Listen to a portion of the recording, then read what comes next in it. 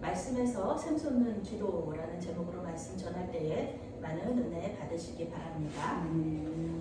오래된 기독교 전통 가운데요, 렉시오 디비나라는 기도의 형식이 있습니다.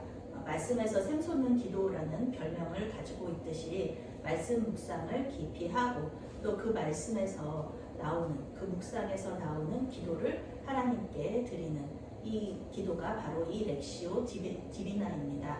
가톨릭 전통에서 나왔다고 오해하시는 개신교인들이 있어요. 그래서 가톨릭 전통이니까 우리는 안 해, 이렇게 생각하시는 분들도 있는데요.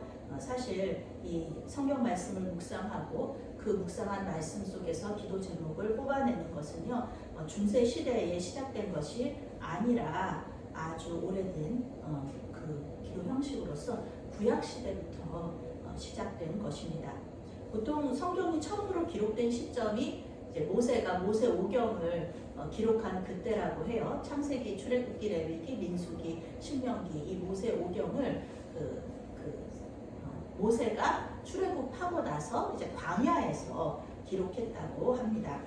구약의 많은 왕들과 선지자들이요, 이 하나님의 말씀을 묵상하고 거기서 또 기도하는 것을 우리는 잘 알 수 있어요. 그 말씀을 토대로 기도하는 것을 우리가 성경에서 많이 볼 수가 있죠. 이것은 뭐 신학의 이야기만 아니라 구약에서 우리 다윗 왕이 그 말씀을 묵상하고 나서 시편을 기록한 것들도 많이 볼 수가 있잖아요. 시편은 무엇인가요? 곡조가 있는 기도다. 그 말씀을 묵상하고 다윗 왕도 그 말씀에서 기도를 이렇게 뽑아내서, 기도 제목을 뽑아내서 그 기도 제목을 가지고 또 노래를 만든 것을 우리가 많이 볼 수가 있습니다. 오늘 말씀에서도요, 다니엘이 하나님의 말씀을 묵상하고 그 말씀 속에서 솟아나온 기도 제목을 붙잡고 기도하는 것을 우리가 볼 수가 있습니다. 그가 묵상한 말씀은 바로 예레미야 25장 11절에서 14절까지의 말씀입니다. 예레미야 선지자는 이스라엘 민족이 받을 그 심판을 예언한 선지자, 눈물의 선지자이며 열방의 선지자였죠.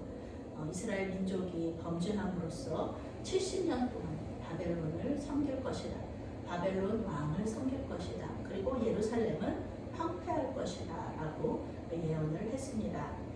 그렇지만 하나님께서는 항상 심판 가운데 은혜를 잊지 않으시는 분이시잖아요. 70년이다. 70년 후에는 이 모든 그 바벨론의 왕을 섬기고 힘들었던 너희들이 다시 회복될 것이다. 오히려 너희를 그렇게 핍박했던 바벨론 왕이 심판을 받을 것이다 라고 하나님께서 말씀하셨고요. 그것을 예레미야 선지자가 그 예언한 거죠. 70년 후에는 자유롭게 될 것이다. 예루살렘이 황폐함이 회복되고 너희들이 다시 돌아올 것이다 라고 이렇게 예언했던 선지자가 바로 예레미야 선지자인 것입니다. 다니엘이 이 예언의 말씀을 이미 알고 있었는지 아니면은 모르고 있었는지는 그 성경에서 자세히 나와 있지는 않습니다. 그런데 우리는 보통 우리도 이런 다니엘과 같은 기도를 할 때가 있어요. 성경을 뭐 10독하고 20독하고 그랬던 구절인데 어느 순간에 그 구절이 이렇게 우리 마음에 이렇게 와닿는 거죠. 성경 말씀 구절이 이렇게 떠오른다. 이렇게 얘기하시는 분들도 있어요. 넷독을 했을 때는 아무렇지도 않았는데 이번에 이렇게 묵상을 하는데 그렇게 내 마음에 울림이 있는 거죠. 그 말씀이.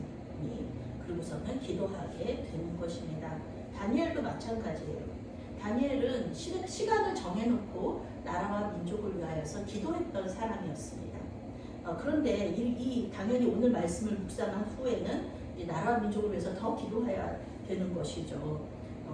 그러니까 묵상한 것이 바로 70년 후에 예루살렘의 황폐함이 끝이 난다는 구절이었습니다. 이것은 하나님의 심판이 끝날 때가 되었다라는 뜻입니다. 다니엘이 바벨론의 포로로 끌려온 후에 70년이 가까워졌습니다. 이제 다니엘은 나이가 많아졌어요. 학자들은 이 다니엘의 나이가 보통 70대, 80대였다 이렇게 말하기도 해요.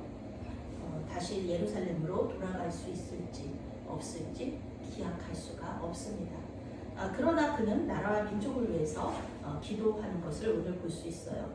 나는 그 은혜를 누릴 수 없을지라도 이스라엘 공동체, 이스라엘 민족 공동체는 누리기를 소망하는 마음으로 공동체를 위해서 기도했던 것입니다. 우리가 말씀을 묵상하면서 기도할 때요, 또 말씀이 생각날 때가 있어요. 기도하는데 말씀에서 나온 기도를 하고 붙잡고 그 말씀 붙잡고 기도를 하는 가운데 어떤 성경 말씀이 또 생각이 나는 거예요. 그래서 또 그 성경 말씀을 붙잡고 또 기도를 하게 되죠. 이런 경험들을 우리가 할 때가 있습니다. 성령께서 역사하시는 거죠. 있는지도 몰랐던 말씀들이 떠오릅니다. 다니엘이 기도할 때도 말씀이 기억났습니다. 분명히 예레미야 선지자의 그 말씀을 가지고 묵상하면서 기도하고 있었는데 또 다른 말씀이 생각나는 거예요. 그 말씀이 무엇입니까? 바로 열왕기상 8장에 나오는 솔로몬의 기도입니다.